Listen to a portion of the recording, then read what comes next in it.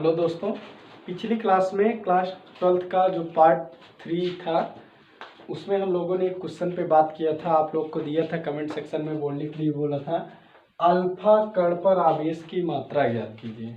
ऐसा क्वेश्चन था अल्फा कण पर। अब क्वेश्चन देखने के बाद ये नहीं समझ में आ रहा है कि अल्फा कण पर आवेश की मात्रा कैसे ज्ञात की जाएगी। तो जो अल्फा कण होता है, आप लोग हीलियम परमाणु सुने होंगे, पीरियोडिक टेबल में हीलियम परमाणु सुनेंगे। वो जो हीलियम परमाणु होता है वो अल्फा कण के बराबर होता है। किसके बराबर होता है? अल्फा कण। यानी अल्फा कण पर आवेश की मात्रा ज्ञात कीजिए, या इसको हम कह सकते हैं हीलियम पर। किस पर? हीलियम परमाणु पर आवेश की मात्रा ज्ञात कीजिए। हीलियम का परमाणु क्रमांक 2 और परमाणु भार 4।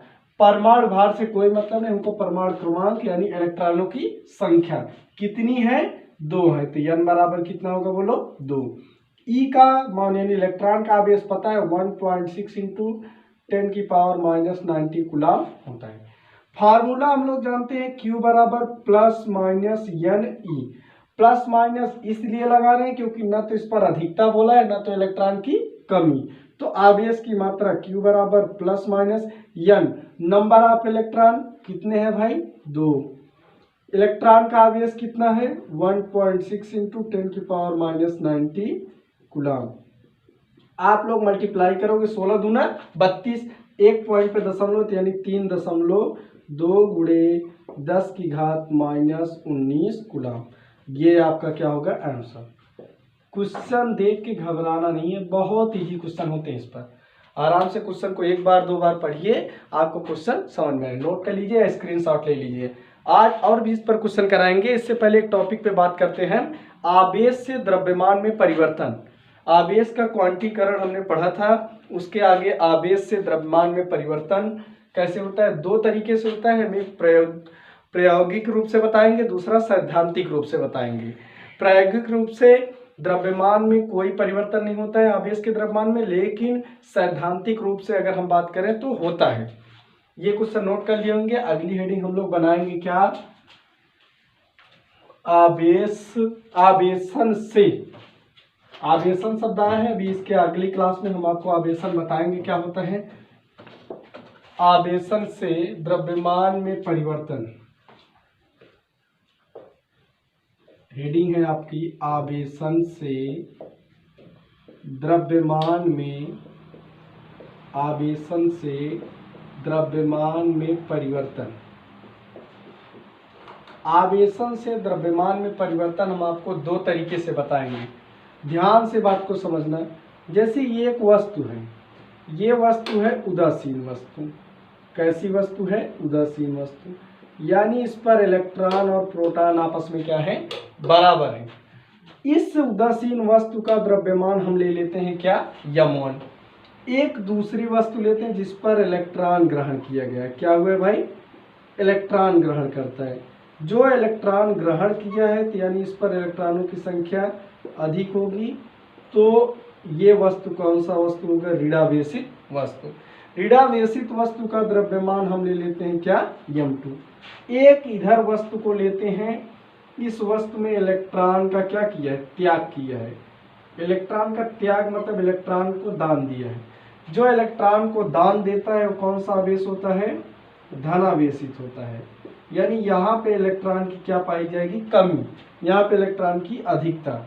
तो इसका द्रव्यमान हम ले लेते हैं क्या? m3। अगर आपसे कुछ एक चीज और आपको बता देते, इधर हम एक इलेक्ट्रॉन का कितना? एक इलेक्ट्रॉन का जो द्रव्यमान होता है उसका मान होता है 9.1 इंटू 10⁻31 किलोग्राम। आप लोग ध्यान देना, अगर एक इलेक्ट्रॉन ग्रहण किया है, इस पर हमको द्रव्यमान निकालना है। क्या निकालना है? द्रव्यमान में परिवर्तन निकालना है। क्या निकालना है? द्रव्यमान में परिवर्तन निकालना है कि कितना द्रव्यमान में परिवर्तन होता है। अगर एक इलेक्ट्रॉन आता है, कितना इलेक्ट्रॉन? एक इलेक्ट्रॉन यहां से अगर ये ग्रहण किया है तो इसका द्रव्यमान में परिवर्तन कितना हुआ? जितना एक इलेक्ट्रॉन का द्रव्यमान होगा। अगर 2 इलेक्ट्रॉन ग्रहण करता है तो कितना द्रव्यमान में परिवर्तन होगा? 2 गुणे 1 इलेक्ट्रॉन का द्रव्यमान। अगर 3 इलेक्ट्रॉन ग्रहण करता है ये, तो कितना द्रव्यमान होगा? 3 गुणे 1 इलेक्ट्रॉन का द्रव्यमान।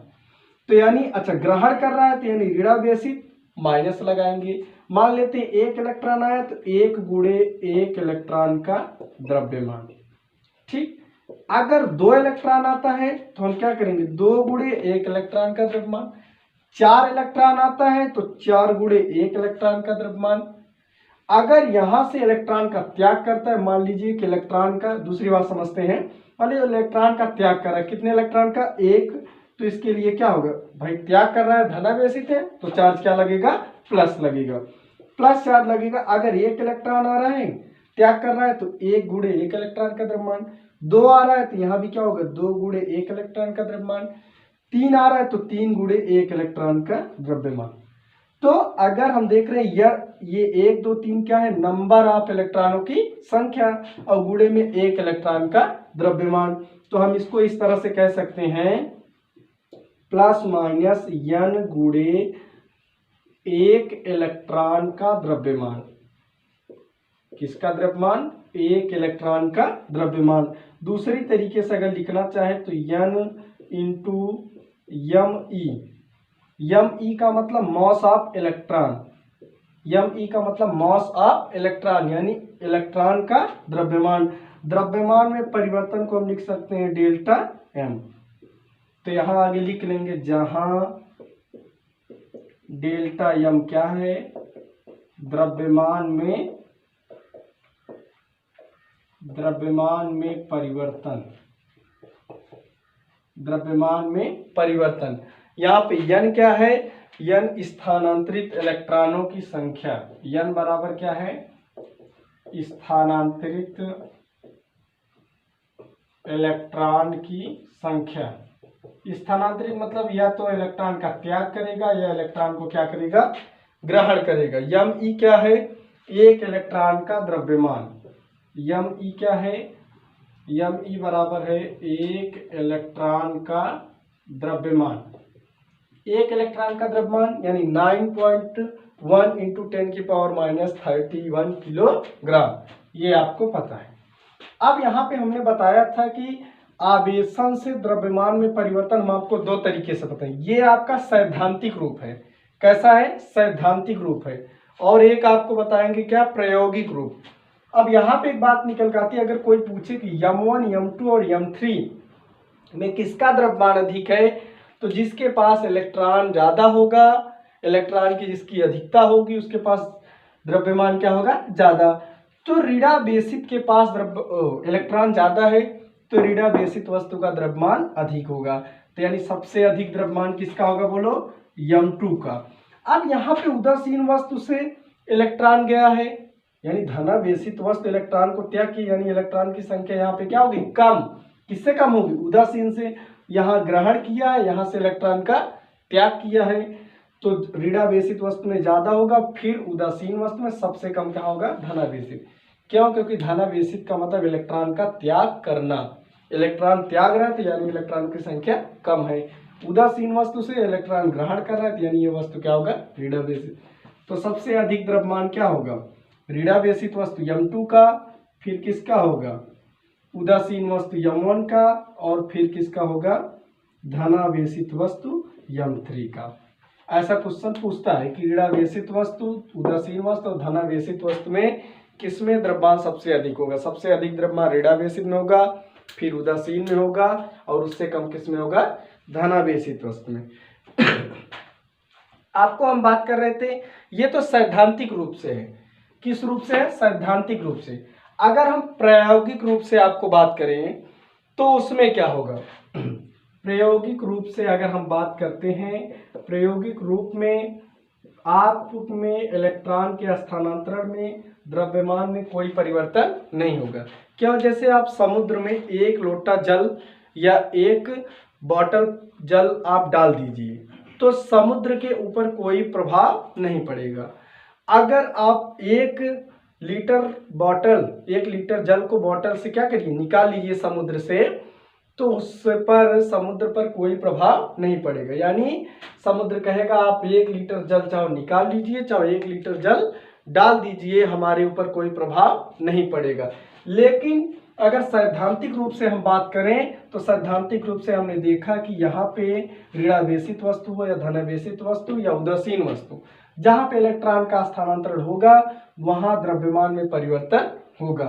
तो सैद्धांतिक रूप से हम बता सकते हैं कि हाँ कितना कम है द्रव्यमान, कितना ज़्यादा है। लेकिन प्रायोगिक रूप से हम बात करेंगे कि यानी द्रव्यमान में कोई परिवर्तन नहीं होता है। तो हम ऐसे कॉलम बना के लिख सकते हैं कि सैद्धांतिक रूप से द्रव्यमान में परिवर्तन होगा, लेकिन प्रायोगिक रूप से द्रव्यमान में कोई परिवर्तन नहीं होगा। प्रायोगिक रूप से m1 बराबर m2 बराबर क्या होगा, m3, यानी द्रव्यमान में कोई परिवर्तन नहीं होगा। लेकिन सैद्धांतिक रूप से ऋणावेशित वस्तु का द्रव्यमान सबसे अधिक, उदासीन वस्तु का फिर, और सबसे कम किसका होगा भाई, धनावेशित वस्तु का द्रव्यमान। आप लोग इसको नोट कर लीजिए, इस पर हम क्वेश्चन करवाते हैं। फिर से बात को समझ लेना, ऋणावेशित का मतलब जिस पर इलेक्ट्रॉन आए।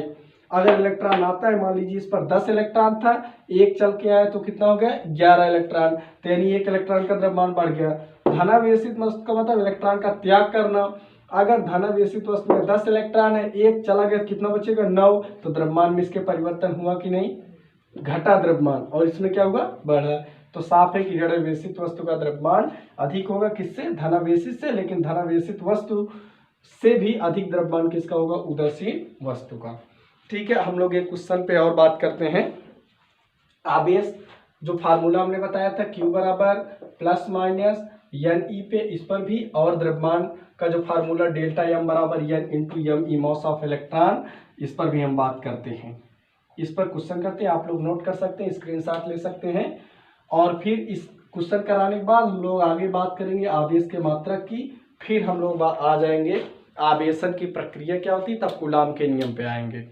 चलो क्वेश्चन लिखते हैं हम लोग, रेज कर दें हम लोग इसको। क्वेश्चन क्या है भाई, क्वेश्चन है, साथ में लिखते चलिए, किसी वस्तु को, क्वेश्चन है किसी वस्तु को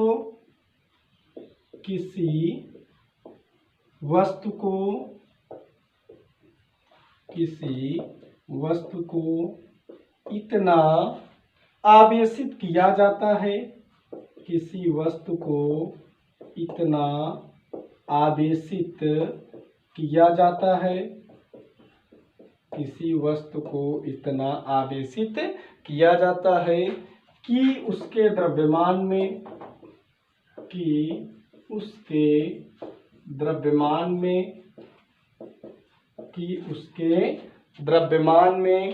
9.1, उसके द्रव्यमान में 9.1 नैनोग्राम की वृद्धि हो जाती है, नैनोग्राम की वृद्धि हो जाती है, 9.1 नैनोग्राम की वृद्धि हो जाती है।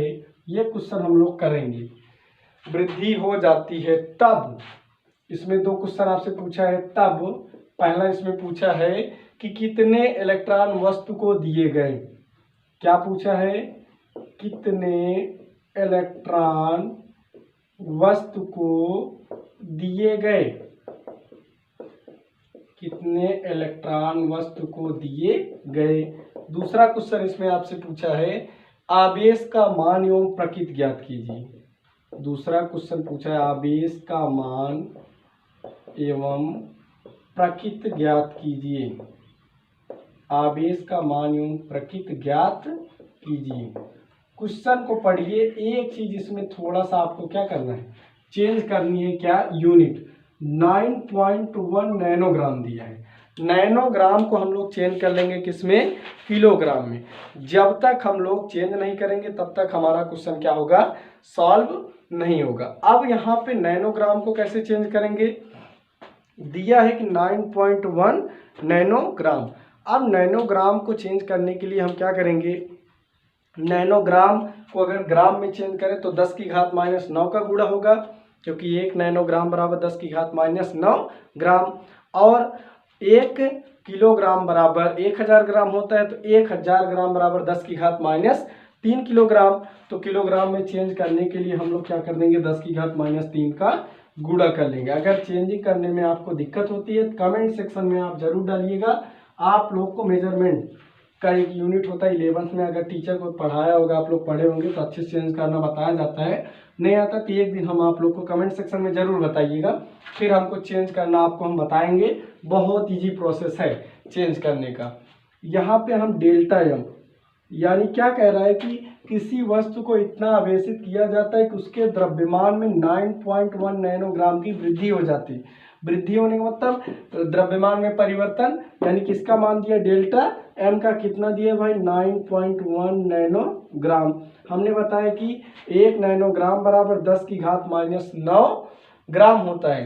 तो यहाँ पे क्या हो जाएगा, 9.1 गुणे 10 की घात -9 ग्राम। लेकिन अभी हमको इसको किलोग्राम में चेंज करना है, तो क्या हो जाएगा, 9.1 इंटू 10 की पावर -9 और 10 की पावर -3 क्या आ जाएगा, किलोग्राम। तो 9.1 इंटू 9 3 12, 10 की घात -12 किलोग्राम। द्रव्यमान में परिवर्तन आ गया है। हमसे क्या पूछा गया है कि पहला क्वेश्चन कितने इलेक्ट्रॉन वस्तु को दिए गए, और इसमें दूसरा क्वेश्चन पूछा गया आवेश का मान एवं प्रकृति ज्ञात कीजिए। यानी कितने इलेक्ट्रॉन वस्तु को दिए गए, इतना द्रव्यमान में परिवर्तन होने के लिए कितने इलेक्ट्रॉन वस्तु को जब दिया गया तो इतना द्रव्यमान में परिवर्तन हुआ। फार्मूला आप लोग जानते हो, डेल्टा एम बराबर plus minus N into mass of electron. अब यहाँ पे द्रव्यमान में परिवर्तन दिया है, क्या है, 9.1 इंटू 10 की पावर -12 किलोग्राम।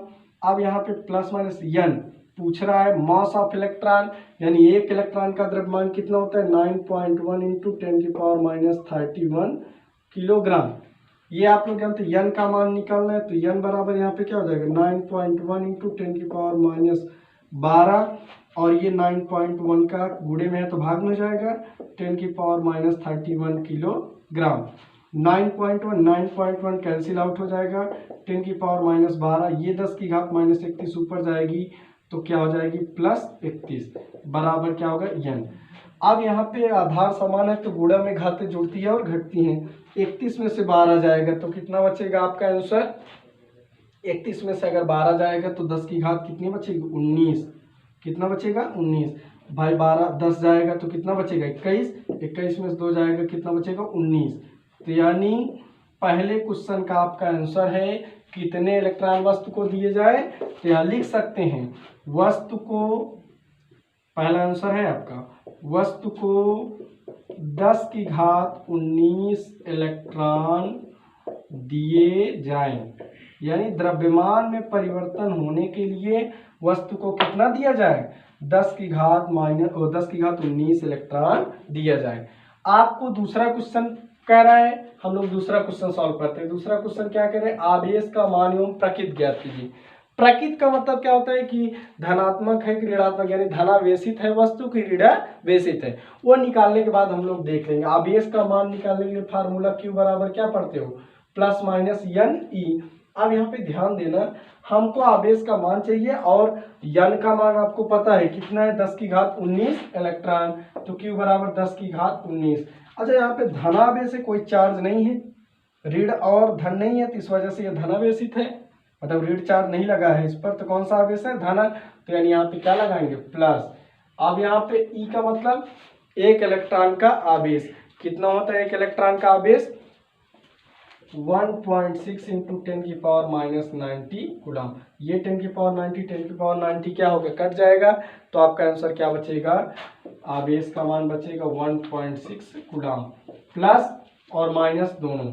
यानी यहाँ पे कुछ बताया नहीं कि इलेक्ट्रॉन की अधिकता होगी कि इलेक्ट्रॉन की कमी, इस वजह से इसका आंसर क्या होगा, 1.6 आपका कूलम। अच्छा, इसको और क्या कर सकते हो आप, इसको आप इस तरह से भी लिख सकते हो, 16 गुणे 10 की घात -1, कुल दशमलव लेके जाओगे तो 10 की घात माइनस उधर चला जाएगा, तो आप इधर भी आंसर लिख सकते हो और इस तरह से भी आंसर लिख सकते हो। ठीक है, यहाँ पे आवेश आपका कौन सा होगा, इलेक्ट्रॉन यहाँ पे दिया गया है, इलेक्ट्रॉन देने का मतलब क्या है, इस पर कौन सा चार्ज आया आपका, इलेक्ट्रॉन दिया गया है तो अगर आप इलेक्ट्रॉन का त्याग करते हो तो धनावेशित, इलेक्ट्रॉन को ग्रहण करते हो तो कौन सा आवेश आएगा, ऋणावेश। कितने इलेक्ट्रॉन वस्तु को दिए गए हैं, यानी वस्तु को दिया गया तो इलेक्ट्रॉन ग्रहण करेगा, तो आप इस पर चार्ज क्या लगा सकते हो, माइनस लगा सकते हो। क्यों, क्योंकि कह रहा है कि कितने इलेक्ट्रॉन वस्तु को दिए गए हैं, दिया गया तो यानी वो इलेक्ट्रॉन को क्या कर रहा है, ग्रहण कर रहा है, ग्रहण कर रहा है तो चार्ज क्या होगा, निगेटिव। ये आपका आंसर आएगा। नेक्स्ट क्वेश्चन हम लोग और बोलते हैं, इसको आप लोग छाप लीजिए या स्क्रीनशॉट ले लीजिए। अगला, और कमेंट सेक्शन में आप लोग जरूर बताइए कि क्वेश्चन आपको समझ में आ रहे हैं कि नहीं, और कमेंट सेक्शन में बताइए कि आगे क्वेश्चन और कराया जाए कि आगे टॉपिक बताया जाए। फिर हम लास्ट में जब चैप्टर खत्म होगा तो चाहे एनसीईआरटी या मित्तल की बुक का जो भी आप कमेंट सेक्शन में बोलेंगे उसका एक तरफ से हम क्वेश्चन सॉल्व करा देंगे। आप लोग इसको मैं रेज कर रहा हूँ, स्क्रीनशॉट ले लीजिए, फिर आपको नेक्स्ट क्वेश्चन हम लोग बोलते हैं। इसके अगले लेक्चर में हम लोग आवेश के मात्रक और आवेशन की प्रक्रिया के बारे में बात करेंगे। आवेशन क्या होता है, किसी वस्तु को आवेशित करने की प्रक्रिया को आवेशन कहते हैं, कुछ ऐसा हम लोग आगे बात करेंगे। ठीक है, आप क्वेश्चन एक और हम लोग आप लोग को कराते हैं क्वेश्चन, फिर आप लोग के लिए नेक्स्ट वीडियो में हम जब आएंगे तो आप लोग को बताएंगे। क्वेश्चन क्या है, ध्यान से सुनना, बहुत अच्छा क्वेश्चन है। क्या कह रहा है कि एक वस्तु पर सामान्य अवस्था से, एक वस्तु पर सामान्य अवस्था से, एक वस्तु पर सामान्य अवस्था से 4 इलेक्ट्रॉन कम है। कितने इलेक्ट्रॉन, 4 इलेक्ट्रॉन कम है। आप लोग ये क्वेश्चन ध्यान से देखिए, मित्तल में आपको मिलेगा, ये क्वेश्चन कंफ्यूज कर जाते हैं बच्चे करने में। एक वस्तु पर सामान्य अवस्था से कितने इलेक्ट्रॉन कम है, 4 इलेक्ट्रॉन कम है, 4 इलेक्ट्रॉन कम है। यदि इसे 4 इलेक्ट्रॉन कम, यदि इसे 14 इलेक्ट्रॉन और दे तो 14 इलेक्ट्रॉन और दे तो वस्तु पर आवेश की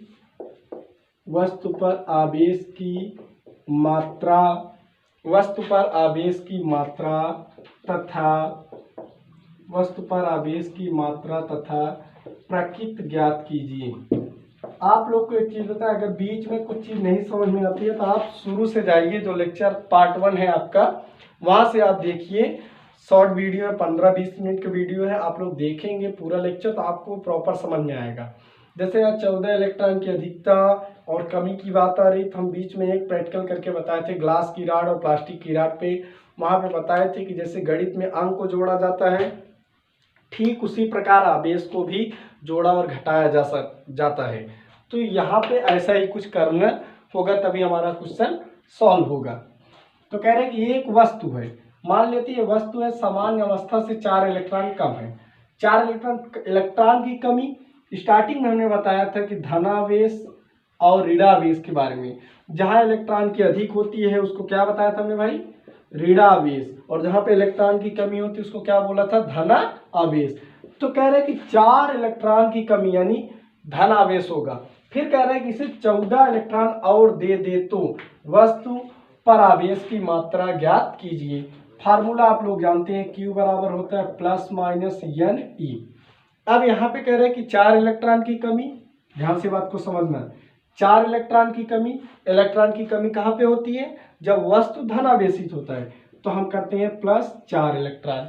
कितना इलेक्ट्रॉन, 4 इलेक्ट्रॉन की कमी। फिर कह रहा है कि यदि इसे 14 इलेक्ट्रॉन और दे देते हैं। इलेक्ट्रॉन देने का मतलब कौन सा आवेश, ऋणावेश। भाई इलेक्ट्रॉन जब किसी को दोगे तो उस पर कौन, इलेक्ट्रॉन की संख्या ज्यादा होगी, इलेक्ट्रॉन की संख्या ज्यादा तो उस पर कौन सा आवेश, ऋणावेश। तो कितना इलेक्ट्रॉन, 14 इलेक्ट्रॉन। यहाँ इलेक्ट्रॉन इसको जरा हम बाहर ले लेते हैं, +4 और -14 इलेक्ट्रॉन को हम क्या कर ले, बाहर ले लेते, क्या होगा, +4 और -14 संख्या ज्यादा कौन है 14, ऋण चिन्ह आएगा तो -10 इलेक्ट्रॉन, कितना आएगा 10 इलेक्ट्रॉन, -10, एक इलेक्ट्रॉन का आवेश होता है 1.6 × 10⁻90। आप इसको सॉल्व कर लीजिए।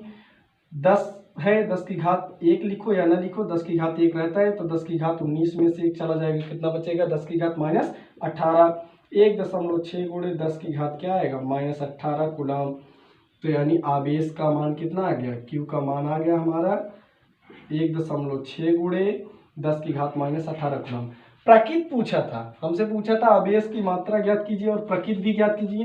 प्रकृत का मतलब ये ऋण आया है यानी इलेक्ट्रॉन की अधिकता है, तो प्रकृत इसका क्या होगा ऋणावेशित, क्या होगा ऋणावेशित। यहाँ से लिख देंगे आप लोग, प्रकृत में क्या होगा आंसर, यानी वस्तु कैसा है ऋणावेशित है। आपका आंसर है प्रकृत में क्या होगा। अगर यहाँ पे धन होता, इलेक्ट्रॉन की कमी होती, तो हम कहते हैं कि वह वस्तु कैसी है धनावेशित है। एक क्वेश्चन द्रव्यमान पे और कर लेते हैं, फिर आपको एक क्वेश्चन हम बोल देते हैं। कमेंट सेक्शन में आप लोग जरूर उसका आंसर बताइएगा, और जैसा वीडियो लगे आप लोग जरूर बताया करें कि हाँ वीडियो कैसा लगा। अच्छा लगा तो फिर आगे नेक्स्ट वीडियो आप लोग के लिए हम लाते रहेंगे। क्वेश्चन आप सॉल्व कर लीजिए, स्क्रीनशॉट ले लीजिए। एक द्रव्यमान पे और क्वेश्चन कराते हैं, तो आवेश की मात्रा पे कराया हमने, द्रव्यमान पे कराते हैं। एक आवेश के क्वांटीकरण पर हम एक क्वेश्चन और देते हैं आपको, वो करके आपको आना है, नेक्स्ट क्लास में बताएंगे। फिर आवेश का मात्रक बताएंगे। क्वेश्चन अगला नोट करते हैं हम लोग जो बोलने चल रहे हैं। क्वेश्चन है एक वस्तु पर, क्या है क्वेश्चन, एक वस्तु पर, एक साथ में क्वेश्चन लिखते चलेंगे आप लोग। एक वस्तु पर -8 गुणे 10 की घात 7, एक वस्तु पर -8 गुणे 10 की घात 7 कूलाम का आवेश है। -8 गुणे 10 की घात 7 कूलाम का क्या है आवेश है। कूलाम बार बार आ रहा है, आगे चल के बताएंगे। कूलाम क्या है, मात्रक है आवेश का। वैज्ञानिक का नाम, उन्होंने एक नियम दिया था, दो बिंदु आवेशों के बीच लगने वाले आकर्षण एवं प्रतिकर्षण बल के बीच। आगे बात करेंगे, बहुत इंटरेस्टेड पॉइंट है वो। यहाँ पे क्वेश्चन क्या लिख रहे थे, एक वस्तु पर -8 गुणे 10 की घात 7 कूलाम का आवेश है, कूलाम का आवेश है। इस वस्तु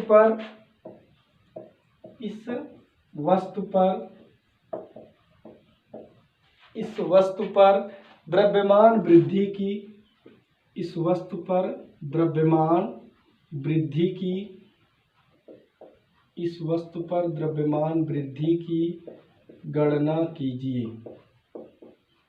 इस वस्तु पर द्रव्यमान वृद्धि की गणना कीजिए। आपको यहाँ पे कह रहे हैं कि एक वस्तु पर इतना कूलाम का आवेश दिया है और कह रहे हैं कि इस वस्तु पर द्रव्यमान वृद्धि की गणना कीजिए। क्वेश्चन देख के नहीं लग रहा है कि सॉल्व हो जाएगा सीधे तरीके से। डेल्टा एम बराबर क्या होता है, +-n into mass of electron. ना तो यहाँ पे द्रव्यमान में परिवर्तन दिया है, ना तो इलेक्ट्रॉनों की संख्या दिया है, ना तो मॉस ऑफ इलेक्ट्रॉन। हम तो जानते हैं इससे फार्मूले में दो चीज मिले तो हम एक अननोन चीज को पता कर सकते हैं, लेकिन यहाँ पे एक चीज पता है, दो अननोन राशि है। तो दो अननोन राशि है तो इसका मतलब इस फार्मूले से ही लगेगा क्वेश्चन, लेकिन थोड़ा सा क्या होगा न्यूमेरिकल हमने बताया। आगे आप लोग को कमेंट सेक्शन में आप अगर बताते हैं न्यूमेरिकल तो और लेके आएंगे। बाकी हमारे senior teacher RB Yadav physics expert हैं, वो आएंगे, बस 1 ही 2 दिन में उनकी क्लास लगेगी। जब वो आएंगे तो आप लोग कमेंट सेक्शन में बताइए उनसे कौन सी यूनिट स्टार्ट करवाएं। आपकी यूनिट चाहो सेकंड पेपर स्टार्ट करवा लीजिए, सेकंड पेपर का कोई यूनिट, या फर्स्ट पेपर की कोई यूनिट। इलेक्ट्रोस्टैटिक्स हम स्टार्ट किए, चाहे इलेक्ट्रिक करंट उनसे बोल दीजिए, आप कमेंट सेक्शन में बताइए, या मैग्नेट, या आपको सेकंड पेपर में optics, ray optics, wave optics, या मॉडर्न फिजिक्स, जो आप कहिए कमेंट सेक्शन में आप बताइए। हम वो सर से बोले वो यूनिट आपकी स्टार्ट करें। और आप लोग वीडियो को शेयर करें, लाइक करें, कमेंट सेक्शन में आप ज़रूर बताएं आपको वीडियो कैसा लग रहा है। कोई बात नहीं समझ में आती कमेंट सेक्शन में आप ज़रूर बोल सकते हैं कि कमेंट क्या आपको नहीं समझ में आया। कमेंट देख के आपको उस चीज़ पर फिर टॉपिक पे डिस्कस करके आपको फिर से वीडियो पे बताया जाएगा, या बीच में वीडियो में आपको डिस्कस की जाएगी वो पॉइंट को जो आपको नहीं समझ में आया है। बाकी आप लोग जितना शेयर करेंगे, जितना कमेंट करेंगे, लाइक करेंगे और चैनल सब्सक्राइब होगा, हम लोग का मनोबल उतना बढ़ेगा और वीडियो आप लोग के लिए रेगुलर लाते रहेंगे। Thanks for watching.